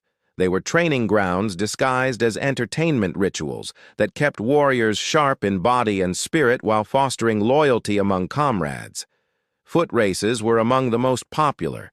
Soldiers stripped down, oiled their bodies, and sprinted across dusty fields while their comrades roared encouragement. Speed was not just a matter of pride, but a military necessity. The ability to run in armor, deliver messages, or outflank an enemy often meant the difference between victory and annihilation. Winning a race earned cheers and wreaths, but more importantly, it won respect. A man who could outpace others was seen as an asset in battle, his skill publicly proven before the eyes of the king and the army. Wrestling was another staple. Grappling contests took place in makeshift arenas marked by sand or earth where soldiers locked arms in tests of balance and strength. Wrestling taught discipline, endurance, and quick thinking, qualities essential in phalanx formations where one soldier's faltering grip could topple the line. Victors were celebrated for both their skill and their toughness, for to wrestle in front of peers was to prove resilience, not just physically, but mentally. Javelin throwing and archery carried obvious military value. Soldiers competed to hurl spears the farthest or strike targets with precision, contests that sharpened the same skills they would use against enemies. A soldier who could pierce a distant target in competition could just as easily strike an enemy shield in battle. These games transformed practice into prestige, rewarding accuracy and strength with immediate honor. The contests were often accompanied by music, cheers, and the awarding of simple prizes, wreaths of olive or laurel, symbols hearkening back to Olympia. But the true reward was less tangible. Victories were immortalized in the memory of comrades, strengthening bonds of pride and camaraderie. Even those who lost gained from the spectacle. They learned humility, resilience, and the encouragement to train harder for the next festival. In these contests, the Macedonian army was more than a band of killers. It was a living brotherhood that celebrated its own skill and discipline. And through every race, grapple, and throw, Alexander's soldiers reminded themselves why they were feared across the world. Because they were not just fighters, but athletes of war. No Macedonian festival began without the gods. For Alexander and his men, victory in battle and triumph in games both required divine approval. Before the races and contests commenced, priests and officials prepared altars in the center of the camp, draped in garlands and adorned with sacred fire. Soldiers gathered in ranks, their armor gleaming in the sun while silence fell over the crowd. The festival was not only entertainment, it was a sacred act. Sacrifices set the tone. Bulls, goats, or rams were brought forward, their horns gilded or their hides sprinkled with barley. A priest raised his hands to the heavens, calling on Zeus, Heracles, and other gods favored by the Macedonians. The animals were then slaughtered in solemn ceremony. Their blood spilled onto the earth as an offering. Smoke from burning fat and incense curled upward, carrying prayers for protection and victory in campaigns to come. For the soldiers, this was reassurance. The gods had not abandoned them, even on foreign soil thousands of miles from home. These rituals also reinforced hierarchy. Alexander, often presiding in person, stood as both king and high priest. By offering sacrifices before his troops, he was not only honoring the gods, but reminding the army that his authority was sanctioned by them. To obey Alexander was to obey divine will. This fusion of piety and politics gave the festivals a gravity beyond simple amusement. The meals often began with the distribution of sacrificial meat. This was no ordinary dinner, but a sacred act. All soldiers partook of the same offering, a sign that they shared equally in the gods' favor. Kings and commoners alike ate from the same beasts, though Alexander and his generals sat at central tables, visible reminders of hierarchy within unity. The ritual made clear that while all were bound together, order still prevailed. Wine flowed in staggering quantities. Amphora were cracked open, cups passed hand to hand, and toasts rang out in honor of the gods, the king, and fallen comrades. Drinking contests were common, sometimes spiraling into wild displays of bravado. Macedonians, notorious for their hard drinking, turned these moments into tests of endurance no less competitive than the athletic games. To outdrink a rival was to claim a small victory in honor and pride, though more than a few ended the night sprawled in the dust, defeated by Dionysus rather than Persians. Feasts were also occasions for storytelling. Veterans recounted battles, exaggerating feats of courage while comrades jeered or cheered. Musicians played flutes and lyres, while dancers performed, weaving entertainment into the merriment. These shared experiences created memories as powerful as any oath of loyalty. When men laughed, drank, and sang together, they forged bonds that would carry them into the next campaign with renewed spirit. Alexander himself often presided over these gatherings, visible and approachable. He raised cups alongside his soldiers, reminding them that he was not only their king, but their comrade in arms. These moments of shared humanity strengthened his charisma and deepened loyalty. Soldiers could say they had eaten and drunk with the conqueror of Asia, an intimacy no amount of coin could buy. Thus, the feasts of the Macedonian festivals were not mere excess.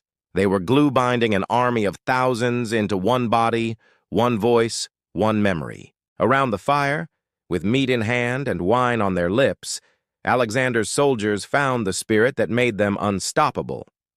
While feasts and theater fed the spirit, martial displays fed the pride of an army that lived for war.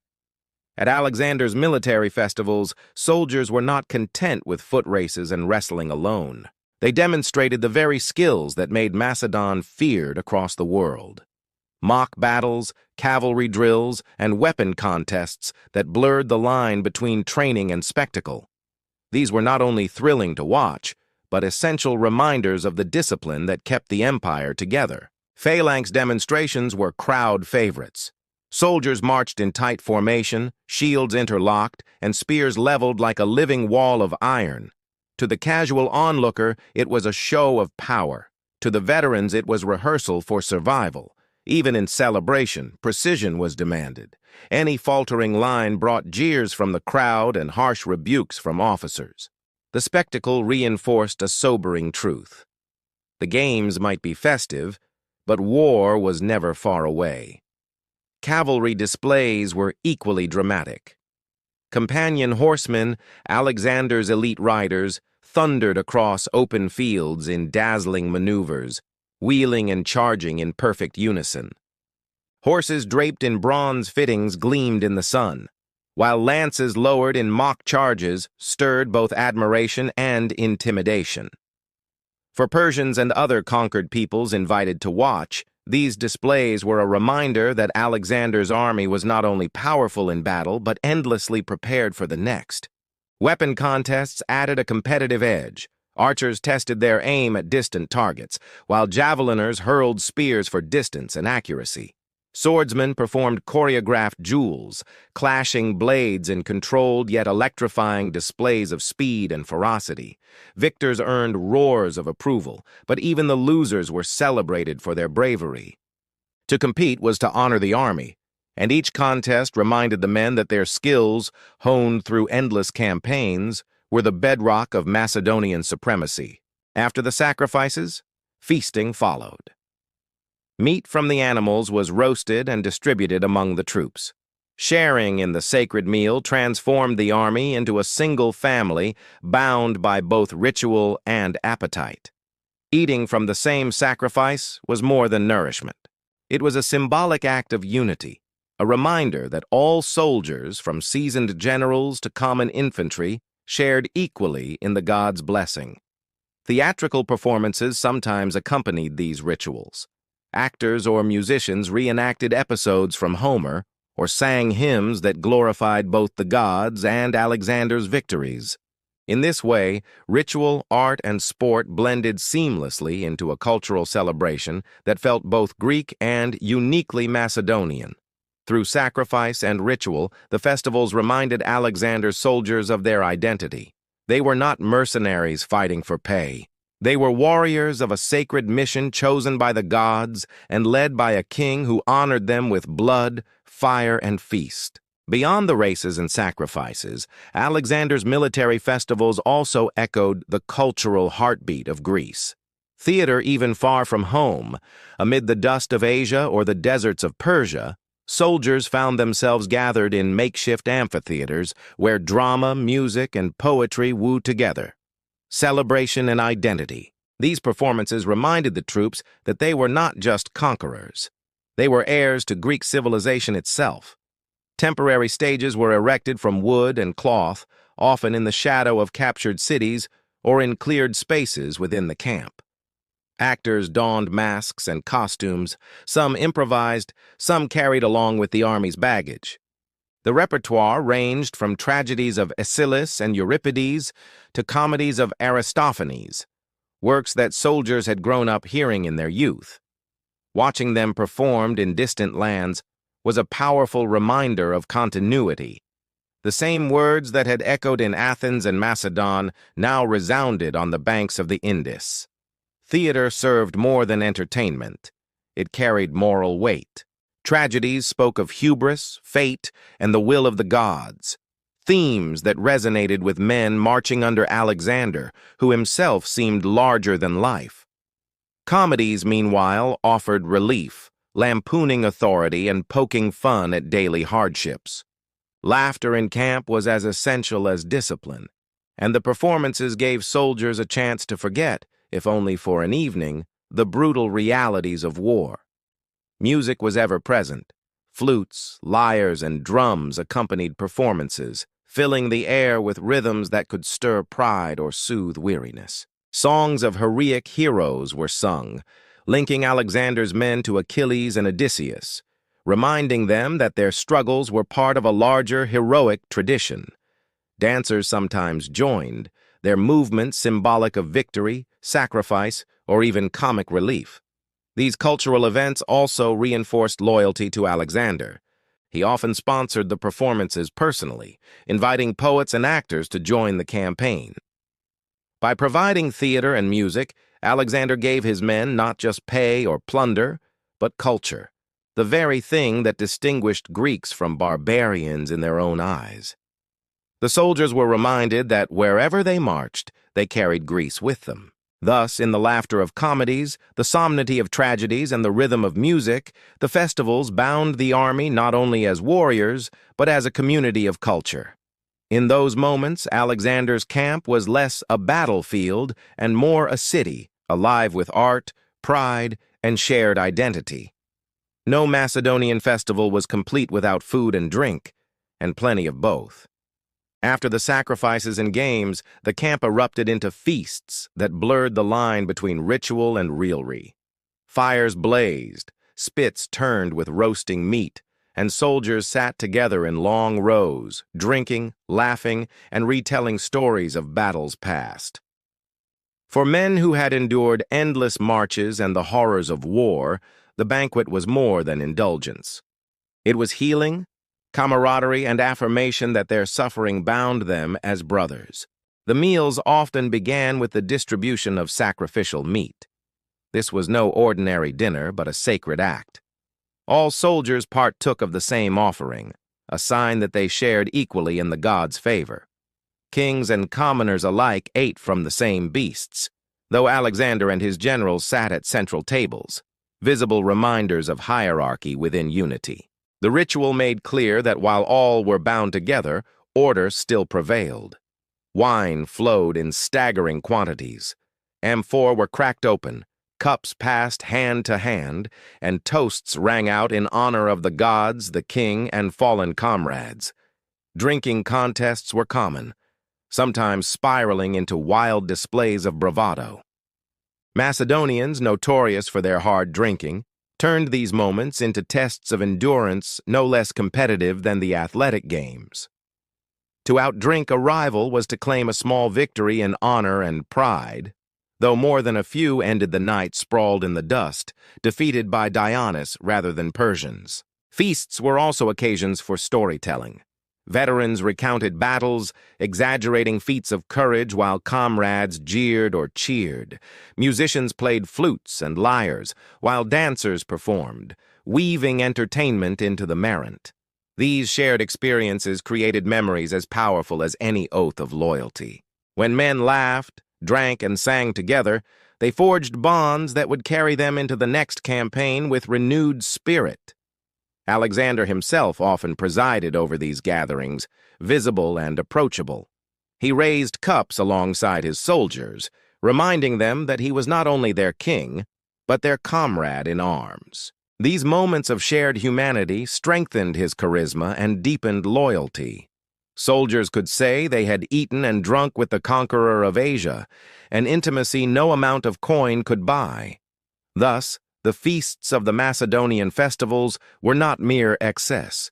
They were glue-binding an army of thousands into one body, one voice, one memory. Around the fire, with meat in hand and wine on their lips, Alexander's soldiers found the spirit that made them unstoppable. While feasts and theater fed the spirit, martial displays fed the pride of an army that lived for war. At Alexander's military festivals, soldiers were not content with foot races and wrestling alone. They demonstrated the very skills that made Macedon feared across the world: mock battles, cavalry drills, and weapon contests that blurred the line between training and spectacle.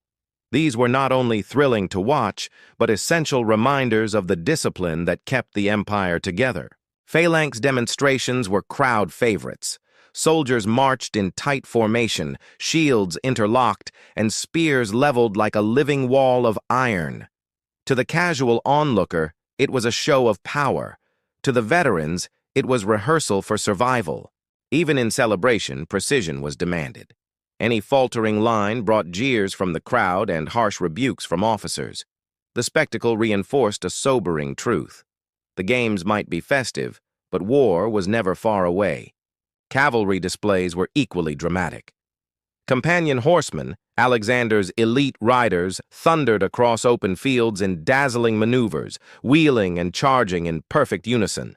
Horses draped in bronze fittings gleamed in the sun, while lances lowered in mock charges stirred both admiration and intimidation. For Persians and other conquered peoples invited to watch, these displays were a reminder that Alexander's army was not only powerful in battle, but endlessly prepared for the next.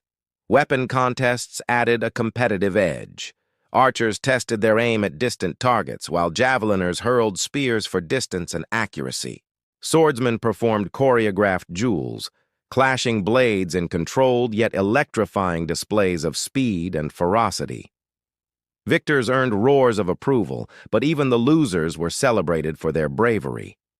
To compete was to honor the army, and each contest reminded the men that their skills, honed through endless campaigns, were the bedrock of Macedonian supremacy. Mock battles sometimes capped these displays, with two companies of soldiers squaring off in simulated combat. Dust rose, spears clashed, and shouts rang out as though a real enemy had appeared.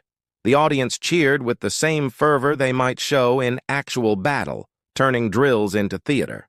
For the men in formation, it was both practice and pride, a chance to prove themselves before their king and comrades.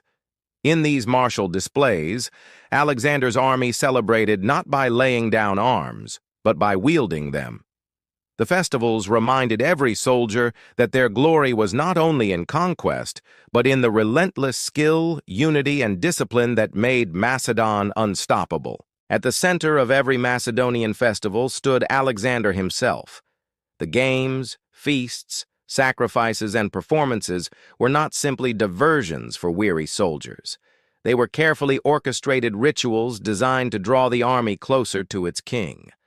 Alexander understood better than most rulers that loyalty was not maintained by fear alone.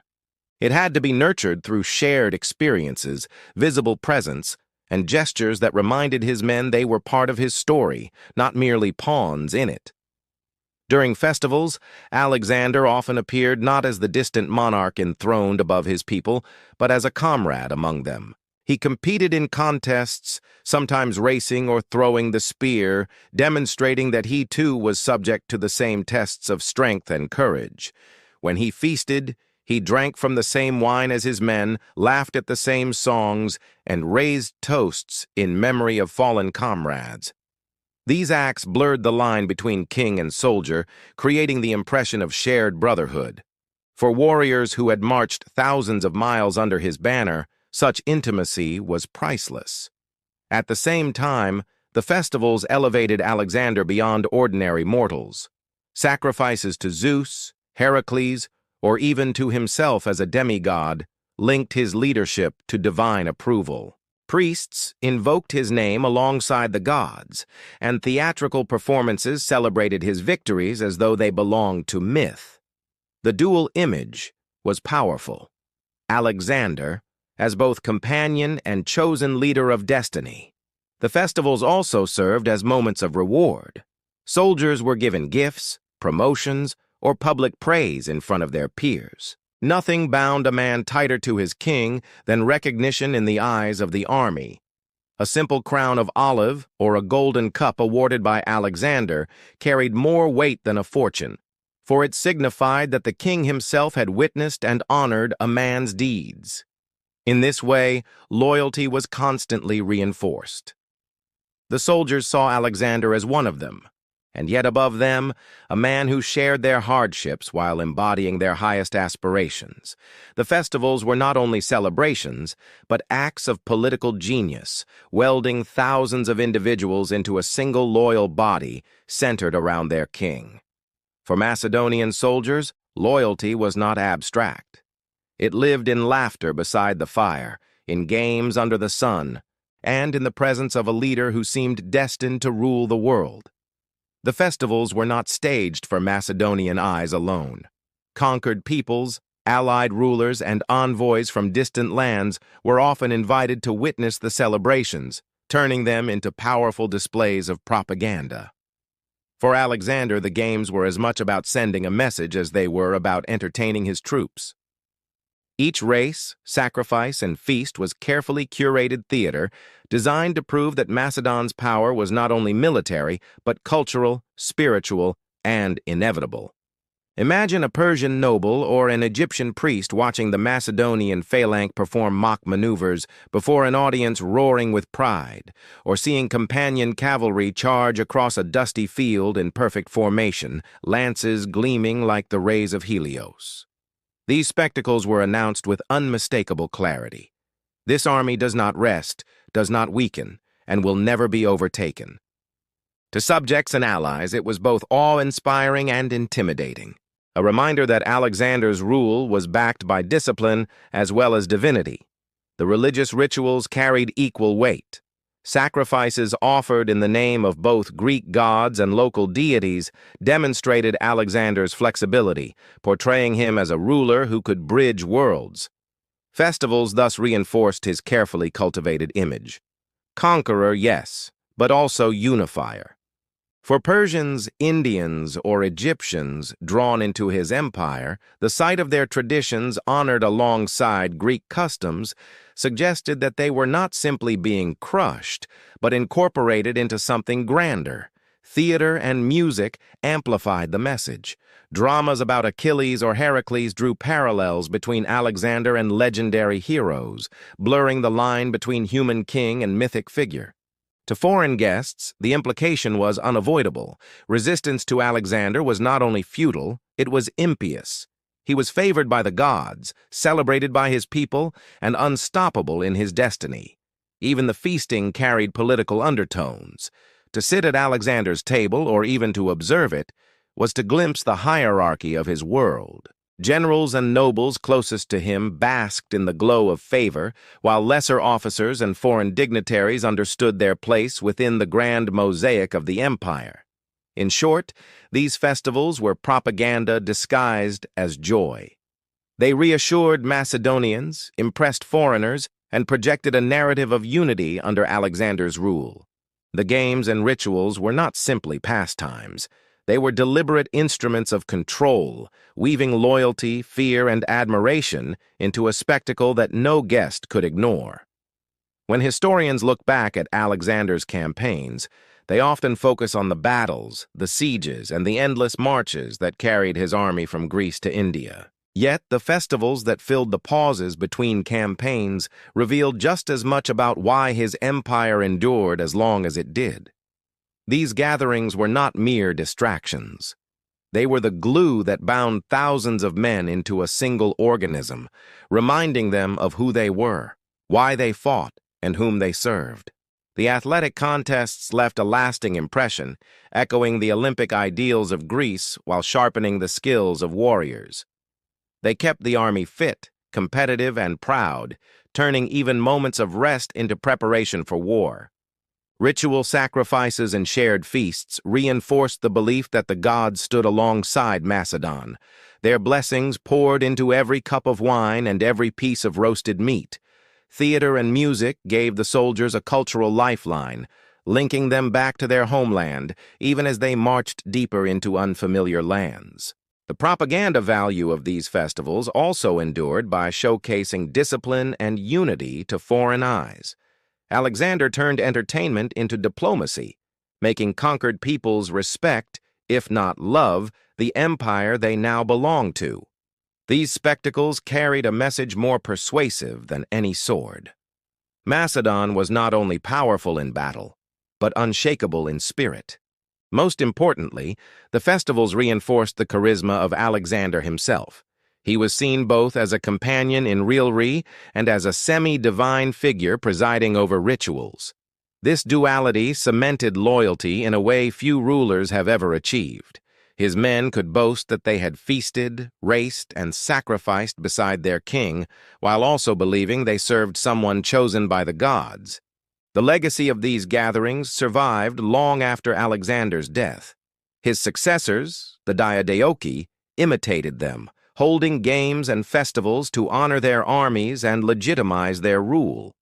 Though the empire fractured, the memory of those celebrations lingered, proof that discipline and joy, war and culture, could coexist under a single banner. In the end, the Macedonian military festivals were more than diversions. They were rituals of unity, carefully woven into the fabric of conquest.